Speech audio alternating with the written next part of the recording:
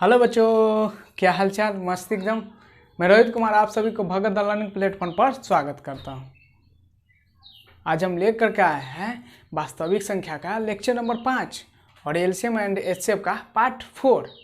पिछला लेक्चर में आपने देखा कि अभाज्य गुणनखंड विधि से कैसे हम एलसीएम और एचसीएफ को निकालते हैं। ठीक है, अब उसके बाद क्या होता है कि एलसीएम और एचसीएफ तथा दो संख्याओं के लिए तीन संख्याओं को लिए उसके बीच में कुछ ना कुछ संबंध होता है। ठीक है ना, उस संबंध को क्या होता है, उसकी सहायता से क्या होगा कि जब तीन चीज़ दिया रहेगा तो हम चौथा चीज़ अपने आप याद कर लेंगे विदाउट एलसीएम या एचसीएफ ज्ञात किए हुए। ठीक है, तो इसीलिए यह संबंध की आवश्यकता पड़ती है। या कह देगा कि एलसीएम या एचसीएफ हम दो संख्या का निकाले हैं या तीन संख्या का निकाले, वो सही है कि गलत है, तो कैसे चेक करें। तो चेक करने के लिए कुछ चाहिए ना, जैसे भाग को चेक करने के लिए क्या था, वही यूक्लिड विभाजन प्रमेय का, उसे चेक कर लेंगे ना कि सही है कि मेरा भाग गलत है।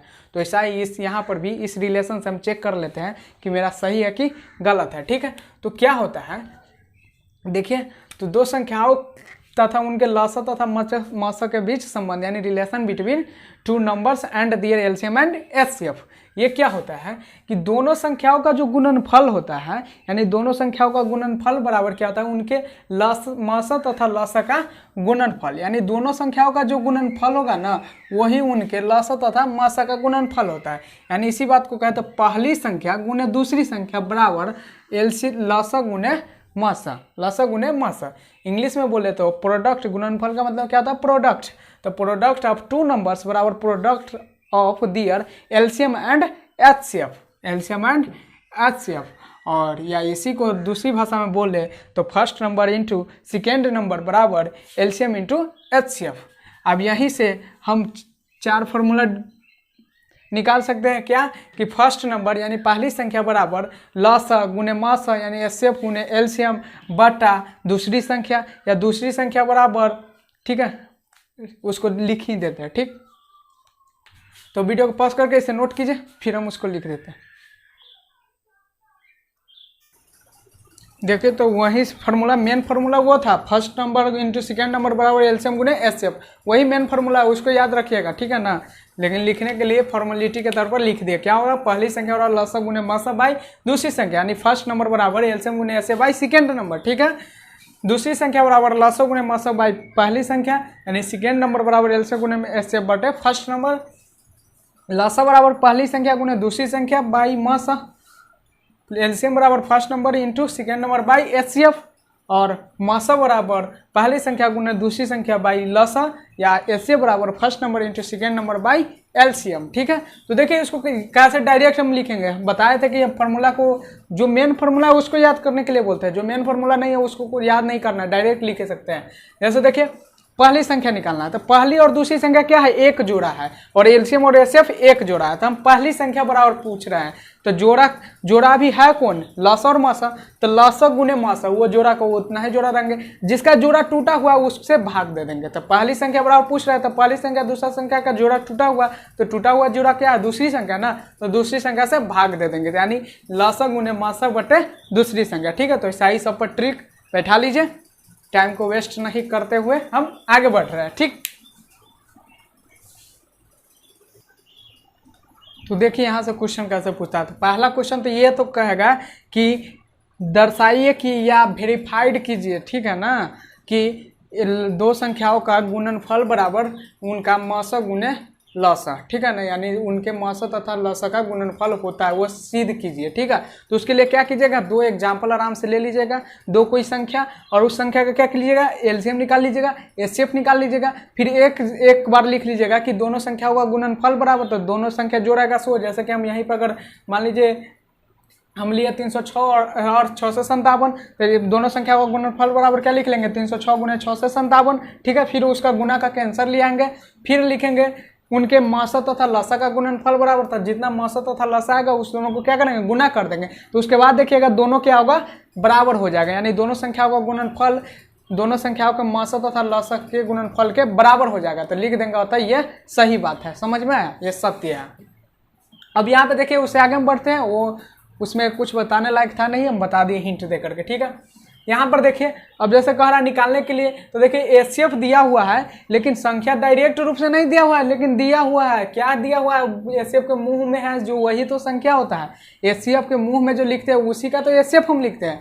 तो किसका है 306 और 657, यानी पहली संख्या 306 है, दूसरी संख्या 657 है, और उसका एचसीएफ 9 है। तो हमसे पूछ रहा है एलसीएम, तो एलसीएम बराबर, तो देखिए एलसीएम बराबर क्या होता है, तो एलसीएम बराबर बताए थे, तो जोड़ा टूटा हुआ है, तो जोड़ा टूटा हुआ किसका, तो एचसीएफ का, तो एचसीएफ बटा में चला जाएगा, और जिसका जोड़ा नहीं टूटा हुआ है वो ऊपर में, यानी कि फर्स्ट नंबर इंटू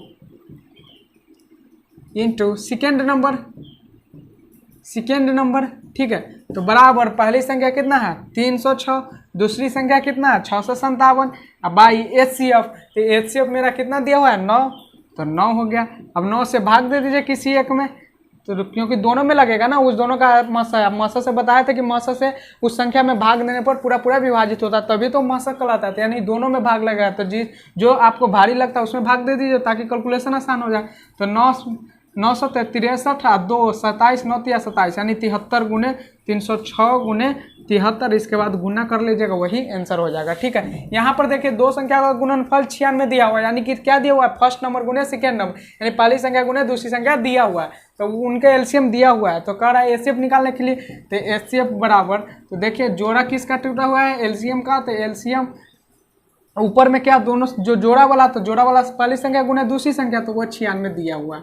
तो कितना हो गया 96 बाई 24, 24 चौका 96, यानी कि एचसीएफ मेरा क्या आ गया 4 आ गया, ठीक है। देख लिए अब हम दिखाते हैं, ये मेन यही है कि दो संख्याओं के लिए एलसीएम और एचसीएफ के बीच में संबंध। अब 3 संख्याओं के लिए है, इतना बड़ा लेंदी प्रोसेस हो जाएगा कि आप सोचेगा कोई फॉर्मूला से हम कैलकुलेशन करें, उससे अच्छा आसान, उससे अच्छा है कि हम विधि से निकाल करके हम आंसर मार ले, ठीक है। दिखाते उस फॉर्मूला को भी। तो देखिए 3 संख्या के बीच संबंध, जैसे 3 संख्या मान लीजिए, एक ए है, दूसरा बी है, तीसरा सी है, ठीक है। तो उसके लिए अब जैसे उसमें देखते थे एलसीएम गुने एचसीएफ बराबर संख्या का गुणनफल, तो यहाँ पे सोच लीजिएगा वो बात शो नहीं होता है, यानी देख लीजिए इसलिए लिख दिया कि डज नॉट इक्वल टू इतना, ठीक है। ये बात अगर मन में है तो मन के भ्रम को मिटा लीजिए, ठीक।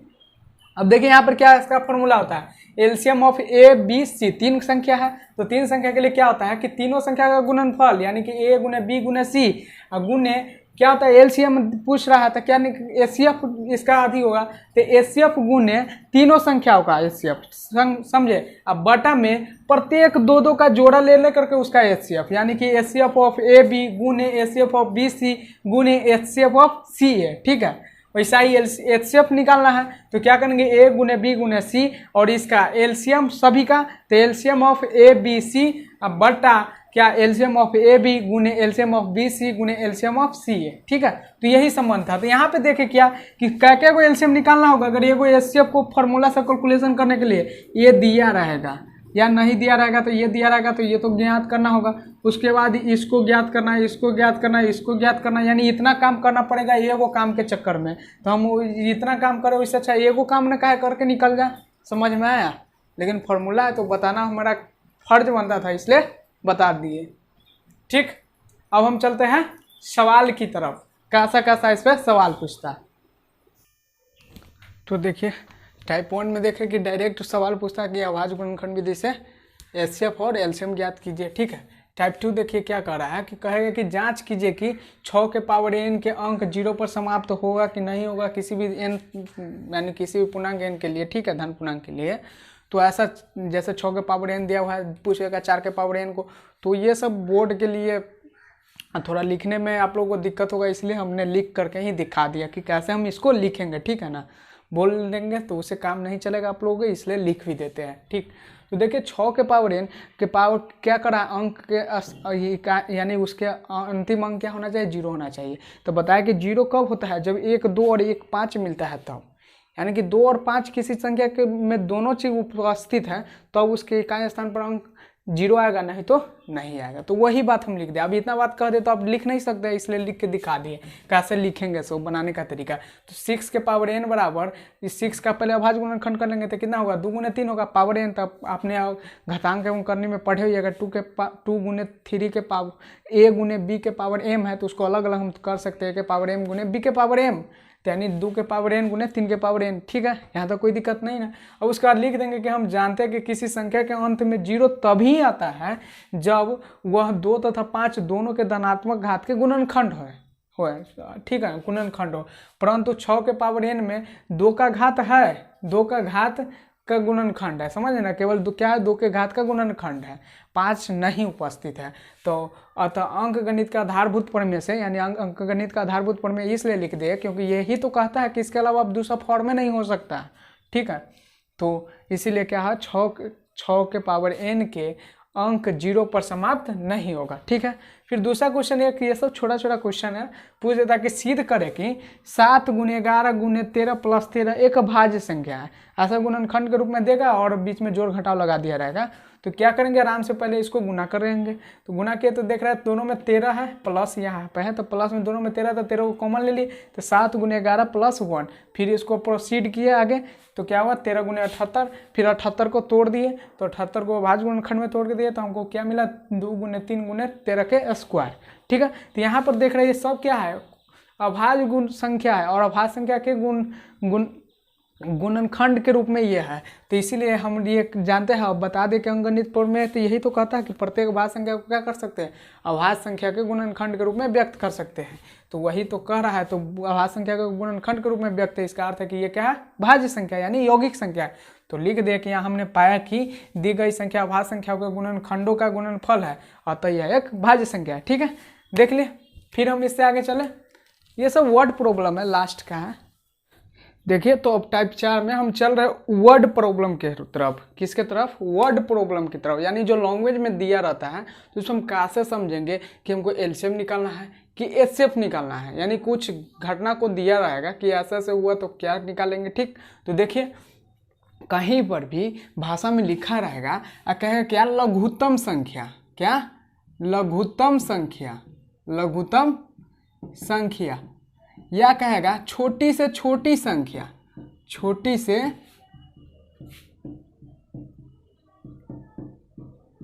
छोटी संख्या, यानी कि हमको छोटा के छोटा यानी सबसे छोटा के, ठीक है ना, का बोध होगा, लगेगा कि इसमें कह रहा है कि छोटी से छोटी संख्या निकालने के लिए सबसे छोटी कह रहा है या लघुत्तम कह रहा है, यानी छोटा का बोध होगा, तो हम समझ जाएंगे कि क्या निकालना है, एलसीएम निकालना है। क्या निकालना है, एलसीएम निकालना है, क्योंकि एलसीएम का नाम है लघुत्तम समापवर्त्य, यानी लोएस्ट कॉमन मल्टीपुल, यानी लोएस्ट लगा हुआ है उसके नाम में। तो कहीं पर भी सवाल में आपको समझ में नहीं आए कि एचसीएफ निकालना है कि एलसीएम निकालना है, तो वहाँ पे देखिएगा उस सवाल में, पूरे सवाल में कहीं न कहीं कम से कम या छोटा से छोटा या लघुत्तम शब्द का उपयोग किया रहेगा, तो समझ जाइएगा क्या निकालना है, हमको एलसीएम निकालना है, ठीक। फिर उसके बाद देखिए, एक और कंडीशन में हम समझेंगे कि एलसीएम निकालना है, क्या निकालना है, एलसीएम निकालना। एक और कंडीशन, वो कंडीशन क्या होता है, इंटरवल, यानी कि अंतराल, क्या, समय अंतराल। जैसे कोई भी काम को रहेगा कि बार बार वही काम रिपीट होना चाहिए, ये नहीं कि उसके बाद दूसरा काम होना चाहिए। जैसे हम कहेंगे ग्राउंड को चक्कर मारो, तो क्या होगा, एक पॉइंट पर जहाँ से वो स्टार्ट किया फिर वहीं पर आ रहा है, यानी कि कोई काम बार बार रिपीट हो, ठीक है ना, और वो काम एक से अधिक आदमी करे, क्या करे, एक से अधिक आदमी करे, और उस सब आदमी के बीच में कुछ न कुछ डिफरेंस होगा। जैसे हम कहेंगे आपको चक्कर लगाने का, आप लोगों में से 10 बच्चे को चुन लेंगे और चुन करके कहूँगा कि इस ग्राउंड के सभी चक्कर लगाओ, तो कोई क्या करेगा, सबको एक साथ स्टार्ट करवा देंगे, तो क्या करेगा, किसी का स्पीड ज़्यादा होगा, किसी का स्पीड कम होगा, लेकिन बार बार वो सब चक्कर ही लगा रहा है। तो कुछ समय बाद होगा ना कि एक बार फिर ऐसा कोई ना कोई समय होगा जो फिर सब मिलेगा, ठीक है। तो ऐसा प्रॉब्लम रहे, यानी कि क्या करे, एक ही काम को करे सभी आदमी, एक से अधिक आदमी करे, और रिपीटेशन हो काम, ठीक है, वो काम क्या हो, रिपीटेशन हो, और प्रत्येक आदमी के बीच कुछ इंटरवल का गैप हो जाए। तो वैसे भी सवाल में हम क्या करते हैं, एलसीएम निकालते हैं। जैसे इस पर आपको मिलेगा, कहेगा कि घड़ी का अलार्म, जैसे घड़ी का अलार्म है, अगर 10 मिनट पर स्नूज लगा दीजिएगा तो क्या होगा, 10 मिनट बाद फिर से वो बन जाएगा, फिर 10 मिनट के बाद फिर से बजेगा, जब तक आप बंद नहीं कीजिएगा तब तक। यानी क्या हो रहा है कि बार बार इंटरवल लगा, बार बार एक खास इंटरवल के बाद रिपीट हो रहा है, ठीक है। तो ऐसा ही क्या करेगा, तो बहुत सारे घड़ी घड़ी को अलार्म लगा करके रखे हैं, कई सारे घड़ी को, या अपने ही मोबाइल में कई सारे अलार्म को एक साथ सेट कर दिए और सभी अलार्म का सेट जब स्टार्टिंग टाइम किए एक ही टाइम पर स्टार्ट करवा दिए, लेकिन क्या किए उसमें इंटरवल लगा दिए स्नूजिंग का, वो अंतर अंतर पर लगा दे, जैसे एक में लगा दे 2 सेकेंड का, एक में लगा दे 3 सेकेंड का, एक में 5 सेकेंड का। तो फिर उसके बाद देखिए कुछ समय बाद कहीं किसी न किसी समय फिर से वो सब एक साथ ही बजेगा, हर समय नहीं, हर इंटरवल में नहीं बजेगा।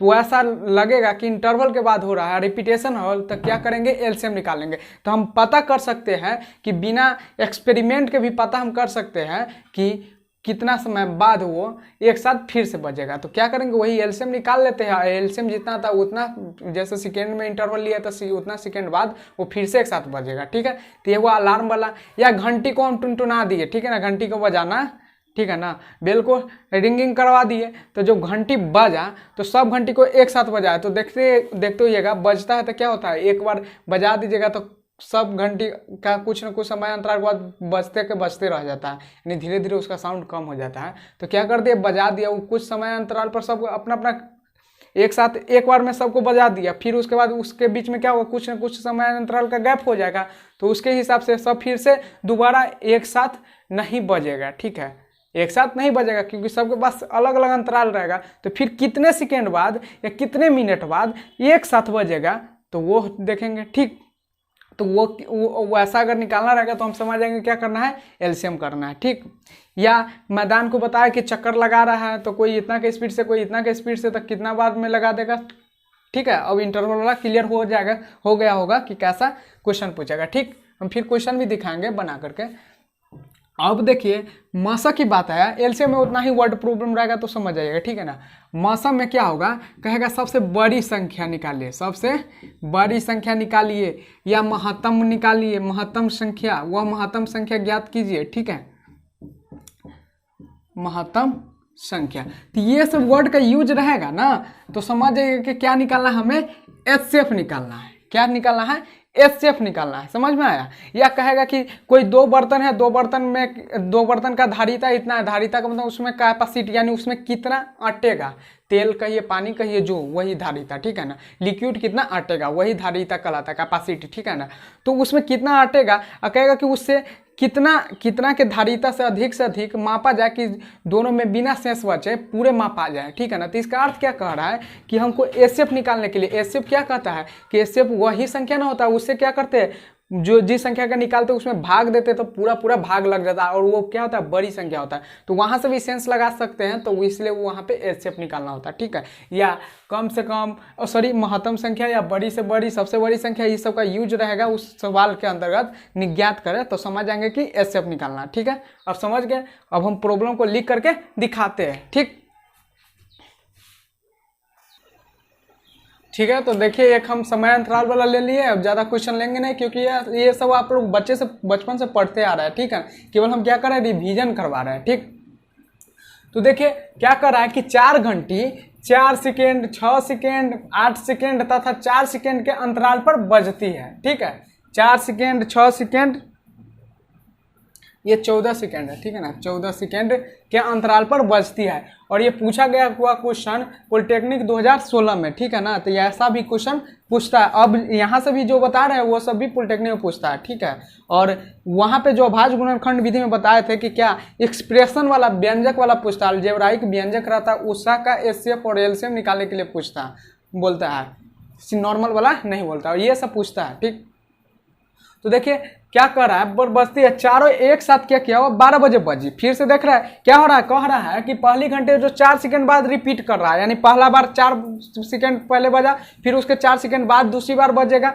और दूसरी घंटी है जो 6 सेकंड बाद बजती है, और तीसरी है जो 8 सेकंड बाद, और चौथी है जो 14 सेकंड बाद बजे। यानी ये सब का रिपीटेशन हो रहा है इतना सेकंड बाद। और एक बार कितना बजे बजा, 12 बजे बजा, तो कह रहा है कि पुनः वो कितना देर बाद फिर से एक साथ बजेगा। ठीक है ना, तो हम बताया कि ये क्या है, इंटरवल का कंडीशन है, तो हम क्या करेंगे, एलसीएम निकाल लेंगे। तो कितना सेकेंड है उसका जो इंटरवल होता है उसका एलसीएम निकालते हैं। ठीक है, तो 4 6 8 14, इसका हम क्या करेंगे, एलसीएम निकालेंगे। तो एलसीएम देखिए 2 से लगाएंगे, 2 दूना 4, 2 तिया 6, 2 चौका 8, 2 सत्ते 14,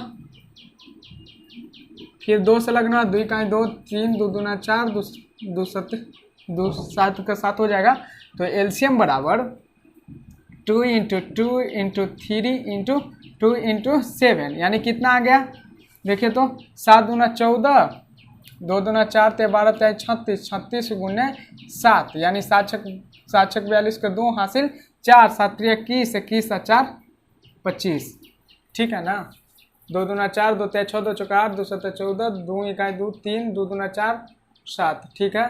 ऐसे हमारा 2 इंटू 2 कह रहे हैं ना, कुछ मिस्टेक है, 2 इंटू 2 ना, 2 इंटू 2 इंटू 3 इंटू 2 इंटू 7, यानी 2 दूना 4 दूना 2 का 2 4 ते 12, 2 दूना 24 गुने 7,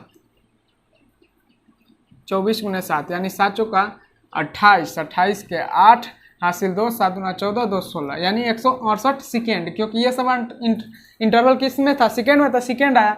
अब हम क्या करेंगे, इसको मिनट में बदल लेंगे, तो मिनट में बदल लेंगे तो 168 में क्या करेंगे, 60 से भाग देंगे, वही ना हो जाता है मिनट।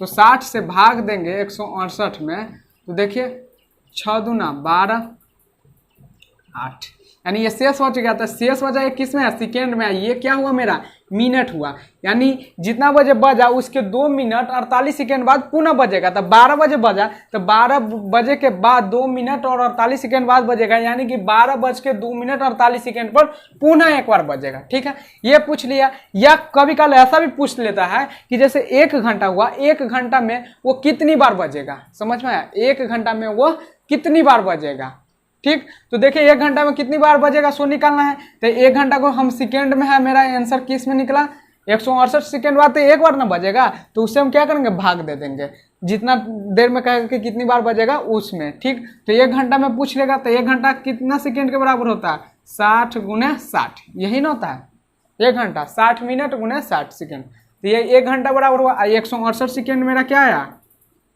एलसीएम आया, तो 168 से इसमें भाग दे देंगे। तो ये इसको डायरेक्ट हम ये वाला फॉर्म लिख दे, क्योंकि छोटा वाला टर्म है, 2 गुने 2 गुने 3 गुने 2 और गुने 7। अब यहाँ से काटिए तो 2 दूना 4 4, तो 4 से 15 चौका 60, फिर देखिए 3 पचे 15, 2 से 30 दूना 60, यानी कि 150/7। अब 150 में 7 से भाग दीजिए, तो 7 से 150 में हम भाग देंगे, तो 7 दूना 14, 1 10, 7 इकाई 7 और 3, यानी शेष से हमको मतलब नहीं है, यानी उसके बीच में कितना बार बजेगा, 21 बार बजेगा। कितनी बार बजेगा, 21 बार बजेगा, ठीक है। तो समझ में आ गया। फिर हम एक एचसीएफ वाला ले लेते हैं, ठीक। अब देखिए इस सवाल में तो क्या कह रहा है कि 2 पात्रों में 504 लीटर तथा 735 लीटर दूध है, और कह रहा है कि पात्र की महत्तम धारिता क्या होगी जो दोनों पात्रों के दूध को पूर्ण रूप से माप सके। तो देखिए यहाँ पर कौन शब्द का यूज है, महत्तम था। तो महत्तम का यूज रहेगा तो हम क्या निकालेंगे, एचसीएफ, पहले ही हम बता दिए, तो आंख बंद करके आराम से निकाल लीजिए, कोई दिक्कत नहीं है। 504 से 735 में हम भाग देंगे, निकालेंगे 504, 5 में से 4 गया तो 1, 3, 7 में से 5 गया 2, 504, 231, 3, 10 में से 3 गया तो 7, 4 में से 2 गया तो 2, अच्छा 2 मरतबे में लगेगा, ठीक है ना। अब 2 मरतबे में लगेगा 462, 4 में से 2 गया तो 2, 10 में 6 गया तो 4, ये कैंसिल हो गया, 42 है 231 में, 42, 5 चौका 20, 5 दूना 10 के 0, हासिल 1, 5 चौका 20, 1 21, 1 तीनों में से 1 गया तो 2, कैंसिल, 21 से 42, 21 दूना 42, ठीक है। तो मेरा एचसीएफ कितना आया, 21 आया, यानी कि 21 इसका आंसर होगा, ठीक है। तो देखिए क्या कह रहा था कि दोनों पात्रों के दूध को पूर्ण रूप से माप सके, यानी पूर्ण रूप के मापने का मतलब क्या, शेष 0 बचे, और शेष 0 कब बचता है, जब कोई चीज़ का एचसीएफ है ना उसमें भाग देते तभी ना शेष 0 बचता है, तो इसीलिए हम एचसीएफ निकालते हैं, ठीक है। तो देख लिए कंसेप्ट से भी और ट्रिक से भी कि महत्तम यूज है, इसलिए हम एचसीएफ निकाल लेते हैं, किस है, ठीक। फिर हम इससे आगे चले। अब देखिए पहले हम बता रहे हैं, फिर क्वेश्चन लिखेंगे उसका भी। देखिए क्या होता है कि एलसीएम तो कहेगा निकालने के लिए, यानी कि कहेगा कि सबसे छोटी से छोटी संख्या निकाले, लेकिन उसके साथ क्या कहेगा कि प्रत्येक जो संख्या दे रहेगा ना तो उसमें क्या कहेगा इतना इतना शेष बचे, और एक आशा शेष कहेगा और एक क्या कहेगा कि सब में एक ही शेष दिया रहेगा। जैसे कि मान लीजिए कि 15 है, 16 है, 17 है, कहेगा कि वह छोटी से छोटी संख्या निकाले जिसमें इतना इतना से भाग दे तो शेष बचे 11, 12, 13, ठीक है ना, इतना शेष बचे। यानी सबके लिए अलग अलग शेष दिया हुआ है। क्या क्या हुआ है, सबके लिए अलग अलग शेष दिया हुआ है। तो ये तो हम समझ गए कि एलसीएम निकालना है। अब भाई कह रहा है कि इतना शेष बचना चाहिए भाग देने पर, ठीक है, इतना शेष बचना चाहिए। तो जब अलग अलग शेष दिया रहे, अलग अलग रिमाइंडर दिया रहेगा तो हम क्या करेंगे, सबका पहले अंतर निकालेंगे। तो देखिए तो 15 - 11 बराबर 4 है, 16 - 12 बराबर 4, यानी सबका डिफरेंस क्या आएगा, सेम आएगा। तो सबका डिफरेंस कितना आ रहा है, 4 आ रहा है। तो 4 आएगा ना तो जो सबका डिफरेंस आएगा वो सेम ही चीज रहना चाहिए। तो सेम आएगा तो हम क्या करेंगे, एलसीएम निकाल लेंगे और एलसीएम में से माइनस कर देंगे। क्या कर देंगे, एलसीएम में से इसको माइनस कर देंगे, ठीक है। एक ऐसा पूछेगा कि सब के लिए कहेगा कि सिर्फ एक ही शेष बचता है, कहेगा कि 15, 16 तथा 17 से भाग देने पर उस संख्या में 4 शेष बचे। मान लीजिए कि 4 शेष बचे। यहाँ पर क्या था, सबके लिए अलग अलग शेष दिया हुआ था, यहाँ पर क्या सबके लिए एक ही शेष दिया हुआ था। इस कंडीशन में क्या करेंगे, एलसीएम में हम 4 को जोड़ देंगे, यानी कि जितना दिया रहेगा कि बचता है उसको क्या करेंगे, जोड़ देंगे एलसीएम में। यहाँ पे अलग अलग शेष दिया रहेगा तो इतना घटा देंगे। समझ में आ गया, ठीक। अब क्वेश्चन को दिखाते हैं सोल्व करके। अब देखिए क्वेश्चन क्या करा, ये पॉलिटेक्निक 2019 में पूछा हुआ है। हम एग्जाम्पल देने के लिए पूछा ही हुआ क्वेश्चन इसलिए ले लेते हैं ताकि आपको डबल फायदा मिल जाए, ठीक है। एक तो क्या हुआ कि उस टाइप का क्वेश्चन भी देख लेते हैं और उसके बाद उसके साथ साथ पिछले साल का क्वेश्चन भी हो जाता है, ठीक है ना। तो 2 काम हो गए ना, इसीलिए क्वेश्चन नहीं डायरेक्ट पूछा रहता उस टाइप के, तो ले लेते हैं, ठीक। तो क्या कर रहा है, वह लघुत्तम संख्या ज्ञात करे। जब ये कह रहा है लघुत्तम संख्या ज्ञात करने के लिए समझ गए क्या निकालना है, एलसीएम, ठीक। उसके बाद देखिए कह रहा किसका किसका, 12, 18, 36 एंड 45 का निकालना, ठीक। उसके बाद क्या करा, से विभाजित किए जाने पर, यानी सबसे एलसीएम में भाग देंगे तो शेष इतना इतना इतना बचे। तो देख रहे हैं अलग अलग शेष है, तो क्या बोले कि सबका डिफरेंस निकालिए। तो देखिए सेम आएगा, कितना होगा 4, 18 को में से 14 घटाएंगे तो 4, 36 को में से डायरेक्ट यहाँ पे लिखे बराबर कितना हो गया, 4 हो गया। यहाँ पर भी घटाएंगे तो 4 हो गया, इसको भी घटाएंगे तो 4 हो गया, इसको भी घटाएंगे तो 4 हो गया। तो सबका डिफरेंस क्या आ रहा है, 4 आ रहा है, यानी सेम डिफरेंस आएगा ही, ठीक है ना। तो क्या करते हैं इस कंडीशन में, एलसीएम में से हम 4 को घटा देते हैं। तो पहले तो एलसीएम निकालेंगे, तो क्या है 12 है, 18 है, 36 है और 45 है, ठीक। अब इसका एलसीएम निकालेंगे तो 2 से 2 छक्का 12, 2 9 18, 18 दूना 36, 45, 2 से 3 9 9 45, 3 से 1 3 3 15, फिर 3 से 1 1 5, ठीक। अब देखिए इसका एलसीएम निकालिए तो 2 बताया था कि 1 2 और 1 5 मिलकर के 0 बना देता है, तो ये 0 हो गया, ये कहानी खत्म। 2 3 6 3 18, देखे ना कैलकुलेशन कितना आसान हो गया, 180 हुआ। अब एलसीएम में से क्या बोले कि जो सेम डिफरेंस आता है उसको घटा देने के लिए 4, यानी कि इसका आंसर कितना हो जाएगा 176, ठीक। तो 176 हो गया, ठीक।